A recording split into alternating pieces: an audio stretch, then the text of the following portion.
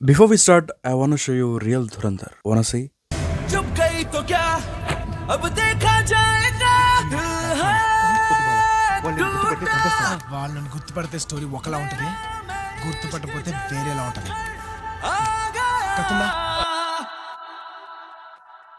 ना तो कारवा की तलाश है, ना तो कारवा की तलाश है, ना तो हम सफर की तलाश है. मेरा शौक तेरा दीदार है, यही दिन भर की तलाश है. Dhurandhar typical Indian spy cinema కాదు. This is very special film. General గా స్పై ఫిల్మ్స్ అంటే మనకు గుర్తొచ్చేది ఏంటి? పాష్ ఇంటర్నేషనల్ లొకేషన్స్, అందులో heroines bikini shots, 2-3 chase sequences, ఒక గ్లామర్ సాంగ్ బడ్జెట్ ఉంటే గాల్లో యాక్షన్ సీక్వెన్సెస్. ఇది రెగ్యులర్ ఇండియన్ స్పై ఫిల్మ్స్ లో ఉండే స్టఫ్. బట్ ఆదిత్యధర్ ధురంధర్ తో ఈ రెగ్యులర్ ట్రోప్స్ అన్నిటిని రోప్స్ లాగా తెంచేసి పీక్ అవతల పడేస్తాడు. అనవసరంగా ఫోర్స్డ్ గా సినిమాలో ఆయన ఏం చేయలేదు. He showed Karachi criminal syndicates. అక్కడ గ్రౌండ్ రియాలిటీలో జరిగే ఎగ్జాక్ట్ థింగ్స్, అక్కడ ఉండే పాలిటిక్స్ అండ్ ఆ సిస్టమ్ గురించి చాలా క్లియర్ గా యాక్యురేట్ గా చూపించాడు. అక్కడ ఉన్న రియల్ క్యారెక్టర్స్ ని ఇన్స్పిరేషన్ గా తీసుకుని ఉన్నట్టు చెప్పే ప్రయత్నం చేశాడు. I like that. ధురంధర్ ఇంత హ్యూజ్ సక్సెస్ అవడానికి మెయిన్ రీజన్ ఏంటంటే, of course story, direction, screenplay, సినిమాలో ఆ టెక్నికల్ వర్క్ ఇదంతా పీక్ ఉంది. But except that, in my perspective ఇంత హ్యూజ్ బ్లాక్ బస్టర్ అవడానికి మెయిన్ రీజన్ ఆ కాస్టింగ్. సాలిడ్ కాస్టింగ్ ఉంది సినిమాలో కనబడే ప్రతి క్యారెక్టర్, మెయిన్ లీడ్ క్యారెక్టర్ నుండి సైడ్ లీడ్ క్యారెక్టర్ వరకు ప్రతి క్యారెక్టర్ చాలా పర్ఫెక్ట్ గా సెట్ అయింది. కాస్టింగ్ ప్రాపర్ గా చేయడం వల్ల స్క్రీన్ మీద కనబడే ప్రతి క్యారెక్టర్ చాలా యాప్ట్ గా కనిపిస్తుంది. సినిమాలో నాకు కాస్టింగ్ తర్వాత బాగా నచ్చింది మ్యూజిక్ చాయిస్.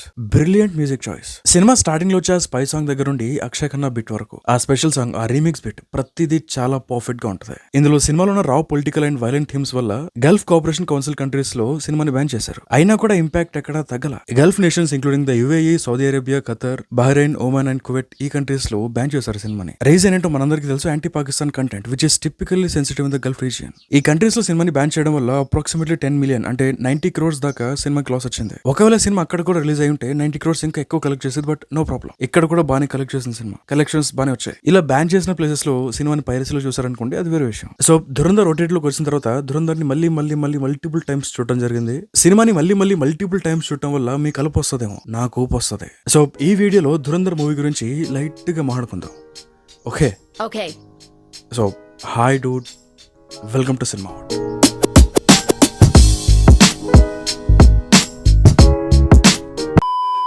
మూవీ స్టార్టింగ్ లో ఒక శ్లోకాన్ని చూడొచ్చు. భగవద్గీత చాప్టర్ 2 వర్స్ 37 లో కృష్ణుడు అర్జునుడితో చెప్పే ఒక మాట. ఈ వర్స్ లో లార్డ్ కృష్ణ అర్జునకి డైరెక్ట్ గా మోటివేటింగ్ అడ్వైస్ ఇస్తున్నారు. Basically he saying that in any situation action is better than inaction. If you fall upholding dharma you will attain heaven. అంటే ఒకవేళ నువ్వు నీ డ్యూటీని చేస్తూ యుద్ధంలో వీరమరణం పొందితే నీకు స్వర్గం దక్కుతుంది. If you are the victorious, the world is yours. ఒకవేళ నువ్వు యుద్ధంలో గెలిస్తే ఈ ప్రపంచాన్ని రూల్ చేస్తూ హ్యాపీగా ఎంజాయ్ చేస్తావు. So rise O Arjuna and prepare yourself for battle. So Arjuna, outcome గురించి టెన్షన్ పడకుండా దృఢ సంకల్పంతో లేచి యుద్ధానికి రెడీ అవ్వు అని కృష్ణుడు చెప్తున్నాడు. ఈ శ్లోకం మన లైఫ్ కి కూడా అప్లై అవుతుంది. మన లైఫ్ లో ఏదైనా టఫ్ సిచ్యువేషన్ వచ్చినప్పుడు ఫియర్ ఆఫ్ ఫెయిల్యూర్ వల్ల వెనకడగకుండా మన వర్క్ ని, మన డ్యూటీని ప్రాపర్ గా కంప్లీట్ చేయాలి. ఐదర్ మనం గెలుస్తాం లేదా ఒక మంచి లెసన్ నేర్చుకుంటాం. బట్ ఏమీ చేయకుండా ఉండటం ఎప్పుడు కరెక్ట్ కాదు. వచ్చే అవుట్కమ్ గురించి ఆలోచించకుండా మన కర్తవ్యాన్ని మనం నిర్వర్తించాలి. Action is better than inaction. తర్వాత ఒక ప్లేన్ ని చూడొచ్చు. ఈ opening scene and airbus చూడడానికి చాలా రియలిస్టిక్ గా ఉంటుంది. Because this is real plane. ఈ ఫ్లైట్ నంబర్ IC-184 1999 లో జరిగిన కాందహార్ హైజాకింగ్ ని ఈ సీన్ లో రీక్రియేట్ చేశారు. సో ఈ సీన్ లో అథెంటిసిటీ మిస్ అవుతుందని రియల్ ప్లేన్ యూజ్ చేశారు, which is nice. I really like the effort. తర్వాత IB chief Ajay Sanyal character which is inspired from our real hero Ajit Doval garu. అక్కడ నెగోషియేషన్స్ అంతా కంప్లీట్ అయిన తర్వాత IB chief Ajay Sanyal hostages గా బంధించిన ప్యాసింజర్స్ కి ధైర్యం చెప్పడం కోసం ప్లేన్ లోకి వెళ్తాడు. అక్కడ ఉండే టెర్రరిస్ట్ కి ఫైనల్ నెగోషియేటెడ్ డీల్ గురించి చెప్తాడు. యాక్చువల్ రియల్ గా కూడా టెర్రరిస్ట్ ఇనిషియల్ డిమాండ్స్ ఏంటంటే ఇండియన్ జైల్స్ లో బందీగా ఉన్న 36 టెర్రరిస్టులని రిలీజ్ చేయాలి and the exhumed body of militant Sajjad Afghani బాడీని $200 million ర్యాన్సమ్ ని డిమాండ్ చేశారు. ఇండియన్ గవర్నమెంట్ నెగోషియేట్ చేసిన తర్వాత డిసైడ్ చేసిన ఫైనల్ డీల్ ఏంటంటే హాస్టేజెస్ కి ఎక్స్చేంజ్ గా 3 హై ప్రొఫైల్ మిలిటెంట్స్ ని రిలీజ్ చేసి అప్పగిస్తామని చెప్పింది. అందులో number 1 Maulana Masood Azhar, Jaish e Mohammed founder of Jaish e Mohammed. Number 2 Ahmed Omar Saeed Sheikh. Later 9/11 attack లో అండ్ డానియల్ పెరల్ మర్డర్ లో వీడు కీ రోల్ ప్లే చేశాడు. డానియల్ పెరల్ ని January 23, 2002 కిడ్నాప్ చేసి Feb 1, 2002 డానియల్ ని మర్డర్ చేశారు. ఆ కిడ్నాప్ కి కర్తా ధర్తా ఈడే. తర్వాత number 3 Mushtaq Ahmed Zargar, Kashmiri militant leader.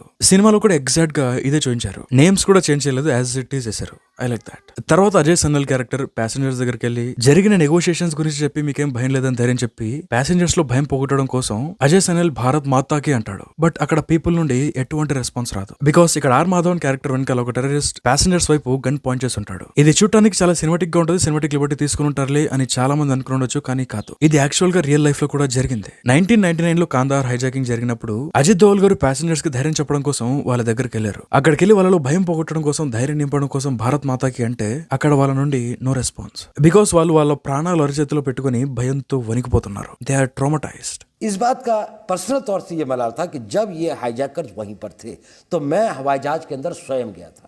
मैंने सारे के सारे पैसेंजर्स को एड्रेस किया था. मैंने उनसे कहा कि बोलिए भारत माता की जय या जय हिंद.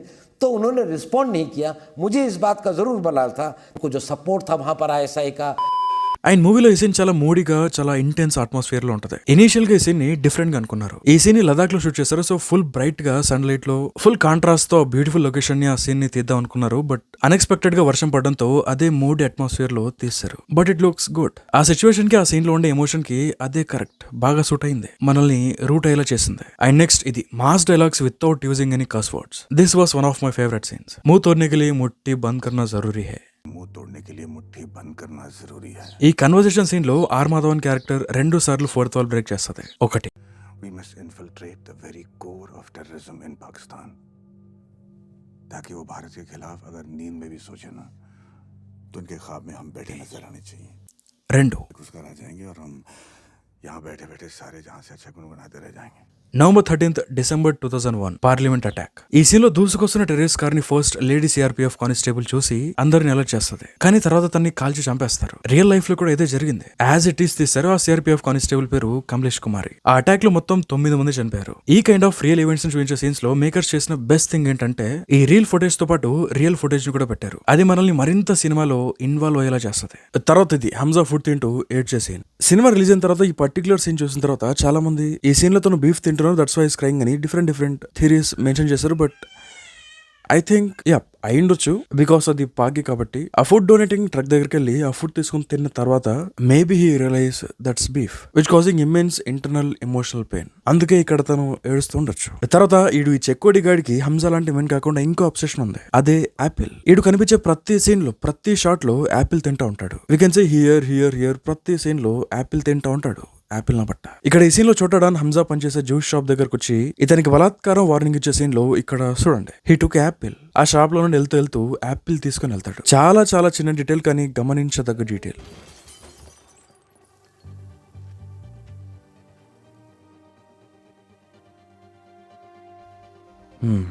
అదే ఈ దరిద్రమైన అలవాటు ఏంటారు బాబు వీళ్ళకి.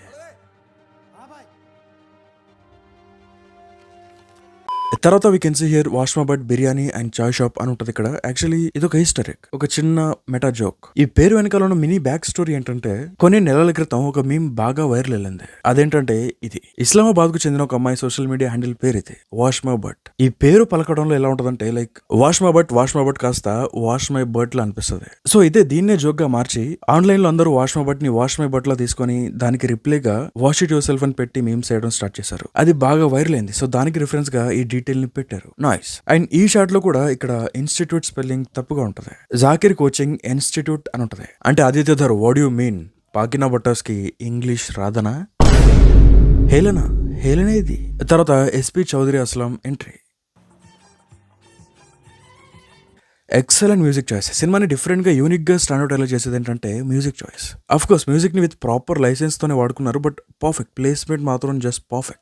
Every bit of music part perfect గా సెట్ అయింది. మన సందీప్ రెడ్డి వంగ తర్వాత యూనిక్ మ్యూజిక్ చాయిస్ తో సినిమా నెక్స్ట్ లెవెల్ కి తీసుకెళ్లిన వ్యక్తి ఎవరైనా ఉన్నారంటే అది Aditya Dhar, no doubt. And ఈ సీన్ లో ఎస్పీ చౌదరి అస్లాం బడే సాబ్ ని మెన్షన్ చేస్తాడు. బడే సాబ్ ని ముజే భేజా హై అంటాడు. Who is that Bade Saab? ఇక్కడ 2 పెద్ద తలకాయలకి బడే సాబ్ అయ్యే పాసిబిలిటీ ఉంది. ఒకటి Dawood Ibrahim, 2 Masood Azhar. And same scene లో 3 పందులు చంపేసి రిటర్న్ వెళ్తుంటే 4 పంది ఫోన్ చేస్తుంది. అంటే ఇక్కడ ఎస్పీ అలాగే ఫీట్ చూసుకుని ఉంటాడు సువర్ జమీల్ అని. అంటే అర్థం పంది నా కొడుకు. ఈ సీన్ లో హంజా తన ఇంటెలిజెన్స్ ని వాడి రెహమాన్ డెకత్ ని సేవ్ చేస్తాడు. హంజా గనక ఫైనల్ మూమెంట్ లో ఆ స్టెప్ తీసుకోకపోయి ఉంటే రెహమాన్ డెకత్ ఫసక్. ఇక్కడ కొంతమంది డౌట్ రావచ్చు, ఎందుకు హంజా ఆడిని సేవ్ చేయడం కోసం అంత ఎఫర్ట్ పెట్టాడని. ఆడు సస్తే మంచిదే కదా అని. Hamza is a spy. వాళ్ళలో ఇన్ఫిల్ట్రేట్ అయి పాకిస్తాన్ పాకి మూవ్స్ ని ఇండియాకి ఎప్పటికప్పుడు చేరవేయాలి. కానీ వాళ్ళు కలిసిపోవాలంటే, ఇన్ఫిల్ట్రేట్ అవ్వాలంటే హంజాని వాళ్ళు పూర్తిగా నమ్మాలి. నమ్మాలంటే హంజా ఏదో ఒకటి గట్టిగా చేయాలి. అలా వాళ్ళ ట్రస్ట్ ని సాధించే మొదటి అటెంప్ట్ ఇది. किनके साथ हाथ मिला रहे हैं आप? इन मादर के साथ जिनके खिलाफ रोज हमारे भाई आजादी की लड़ाई लड़ रहे हैं, जाने जा रही है रोज. मुझे सिखाएगा मादर. బట్ ఇది బెడ్స్ కొడుతుంది. నమ్మకం పెరగాల్సింది పోయి ఇంకొంచెం రైవలరీ క్రియేట్ అవుతుంది. ఇలాంటి అథెంటిక్ రియలిస్టిక్ అప్రోచ్ వల్లే సినిమా మనకి ఇంకా బాగా కనెక్ట్ అవుతుంది. అన్ని మరీ కన్వీనియంట్ గా జరిగిపోతే అంత కనెక్ట్ ఫీల్ అవ్వలేం. సో నమ్మకం బాగా బలపడాలంటే హంజా ఏదో ఒకటి గట్టిగా చేయాలి. దెన్ ఆపర్చునిటీ వస్తుంది, దాన్ని ప్రాపర్ గా వాడుకుంటాడు. అందరిని నమ్మిస్తాడు, అందరి నమ్మకాన్ని గెయిన్ చేస్తాడు. అలాగే రెహమాన్ ని బొందబెడతాడు. దెన్ బాబు డెకైత్ ని బొందబెట్టే ప్రాసెస్ లో ఈయన్ని క్యాప్చర్ చేస్తారు. ఆడే మనం స్టార్టింగ్ లో మాట్లాడుకున్న యాపిల్ బాయ్. డీటెయిల్ ఏంటంటే ఇక్కడ కూడా వాడి నోటికి యాపిల్ పెట్టి ప్లాస్టర్ వేసి ఉంటారు. కిడ్నాప్ చేస్తే ఎవరైనా నోటికి ప్లాస్టర్ వేయడం లేదా నోట్లో గుడ్డ గుట్టడం చేస్తారు. కానీ ఇక్కడ వాడికి ఇష్టమైన యాపిల్ పెట్టి మరి ప్లాస్టర్ వేసి ఉంటారు. చూడొచ్చు. తర్వాత నాకు మూవీలో టాప్ నాచ్ అనిపించింది ఏంటంటే ఆ set design, set pieces, art work ఎక్కడ ఆర్టిఫిషియల్ కనిపించదు. అది సెట్ ఆ రియల్ అని డౌట్ వస్తుంది. అంత రియలిస్టిక్ గా ఉంటాయి సెట్స్, చాలా నేచురల్ గా ఉంటాయి. బ్యాంకాక్ లో, థైలాండ్ లో మ్యాసివ్ సెట్స్ వేశారు. కరాచీలో ఉన్న లేరీ లొకేషన్ ని రీక్రియేట్ చేశారు, చాలా బాగా చేశారు. తర్వాత ఈ లో బాబు భయ్యాన్ని వేసిన తర్వాత రెహమాన్ డెకైత్ ఓ మాట అంటాడు, ఎవడైనా నమ్మక ద్రోహం చేయాలని చూస్తే వాడికి ఇదే గతి పడుతుంది అంటాడు. అప్పుడు నెక్స్ట్ షాట్ లో హంజాని చూస్తారు. ఈ షాట్ ఇంటెన్షనల్, ప్లాన్ చేసి పెట్టింది ఈ షాట్. హంజా స్పై కాబట్టి రెహమాన్ ని మోసం చేస్తుంది హంజాయ్ కాబట్టి. అండ్ సేమ్ సీన్ లో జస్ట్ కొంచెం ముందు వీళ్ళిద్దరు ఇక్కడ దిగి గన్స్ తో షూట్ చేసే పోర్షన్ లో ఈ షాట్ చూసి చాలా మంది ఇక్కడ హంజా బార్బిల్ బ్రో చెప్పిన విధంగా గన్ పట్టుకున్న విధానం చూసి most of the people Hamza train కాబట్టి ఫింగర్ ట్రిగర్ పై పెట్టలేదు. బట్ ఇక్కడ ఉజైర్ మాత్రం ఫింగర్ ట్రిగర్ పై పెట్టుంటాడు. సో లోకల్ గోన్ కి ఒక ప్రొఫెషనల్ స్పై కి ఇది డిఫరెన్స్ అని అనుకుంటారు. కానీ లుక్ ఎట్ ది షాట్, ఇద్దరు ఒకటే పొజిషన్ లో గన్ ని హోల్డ్ చేసి ఉంటారు. ఇద్దరు ఫింగర్స్ ట్రిగర్ పై ఉండవు. బాబు డెకైత్ ని ఎస్సే సీన్ లో బాబు ఓ మాట అంటాడు, Jameel Jamali and SP conversation scene లో జమీల్ ఇలా అంటాడు, रहमान किसी का नहीं है. अरे जो अपनी अम्मी का कत्ल कर सकता है वो भला क्या किसी का सगा होगा. సొంత తల్లిని చంపేశాడంటే మేబీ బాబు డెకైత్ తో ఎఫైర్ పెట్టుకున్నందుకు చంపేసి ఉండొచ్చు, అంటే పాసిబిలిటీ ఉంది. అండ్ బాబు డెకైత్ రెహమాన్ కొడుకుని చంపేశాడు కాబట్టి ఇక్కడ కుక్కని కొట్టినట్టు కొట్టి చంపేస్తాడు. ఇదంతా ఓకే, కానీ ఈ సీన్ ని తీసిన విధానం చాలా బాగుంది. ఎంత రియలిస్టిక్ గా ఉంటదంటే అసలు రియల్ స్ట్రీట్ లో మర్డర్ జరిగితే ఎలా ఉంటుందో, మన కళ్ళ ముందు రియల్ గా రాగా జరిగితే ఎలా ఉంటుందో అలా ఉంటుంది. నైస్. రెహమాన్ చచ్చిన తర్వాత న్యూస్ త్రూ అందరికి తెలుస్తుంది. హంజా ఇంటికి వెళ్తాడు. తగిలిన గాయాలతో పారుతున్న రక్తంతోనే ఇంటికి వెళ్తాడు. తను రెహమాన్ తో పాటు హాస్పిటల్కి వెళ్తాడు. బట్ స్టిల్ హంజా ట్రీట్మెంట్ చేయించుకోడు. కావాలంటే చేయించుకుని ఉండొచ్చు, బట్ చేయించుకోడు. Reason very simple, because is a spy. Rehman ని పాడెక్కిచ్చింది తనే అని తన వైఫ్ కి కూడా డౌట్ రాకూడదని అలానే ఆ వూండ్స్ తోనే ఇంటికి వెళ్తాడు. తర్వాత బుక్ ఓపెన్ చేస్తాడు. అందులో కొన్ని నేమ్స్ ఉంటాయి. సెకండ్ పార్ట్ లో పాడెక్కే క్యారెక్టర్స్ నేమ్స్ అన్ని అక్కడ ఉంటాయి. లెంత్ పెరిగిపోతుంది కాబట్టి వాటి గురించి నెక్స్ట్ వీడియోలో మాట్లాడుకుందాం. పార్ట్ 2 వీడియో అతి త్వరలో వచ్చేస్తుంది. ఒక 1-2 months లో వచ్చేస్తుంది. యాక్చువల్లీ వీడియో 15 days బ్యాకే రావాలి, కానీ చాలా లేట్ అయింది. వీడియో లేట్ అవ్వడానికి రీజన్ విధండి, అంతే. మన చేతిలో ఏ ఉండదు. మనం ఒకటి అనుకుంటాం, అది సచ్చినా జరగదు. నేను అనుకున్నవన్నీ అయి ఉంటే అంబానీ అయి ఉండేవాని ఎప్పుడు, నో డౌట్. జరగవు. మనం అనుకున్నప్పుడు పనులు జరగవు. అలాంటప్పుడు ఇలాంటి సిచ్యువేషన్ వచ్చినప్పుడు పిచ్చ ఆలోచనలు వస్తాయి, బుర్ర పాడవుతుంది. అప్పుడే డిప్రెషన్ కూడా ఎంట్రీ ఇచ్చే ప్రయత్నం చేస్తుంది, కానీ దానికి ఛాన్స్ ఇవ్వద్దు. ఒకవేళ మీరు కూడా ఇదే సిచ్యువేషన్ లో ఉంటే టేక్ స్మాల్ యాక్షన్స్, చిన్న యాక్షన్స్ తీసుకోండి. స్లోగా అన్ని సెట్ అయిపోతాయి. So yeah, that's it. ఏమైనా కామెంట్ చేయండి, కానీ ఇంకా బతికే ఉన్నాను మాత్రం కామెంట్ చేయకండి please. So yeah, that's it. ఈ వీడియో మీ థాట్స్ ఏంటో కామెంట్ చేయండి. అండ్ నెక్స్ట్ వీడియోలో మళ్ళీ కలుసుకుందాం. Till then enjoy your next moment. Thank you. Thanks for watching this video and bye. So that's it. Video మీ థాట్స్ ఏంటో కామెంట్ చేయండి. అండ్ నెక్స్ట్ వీడియో మళ్ళీ కలుసుకుందాం.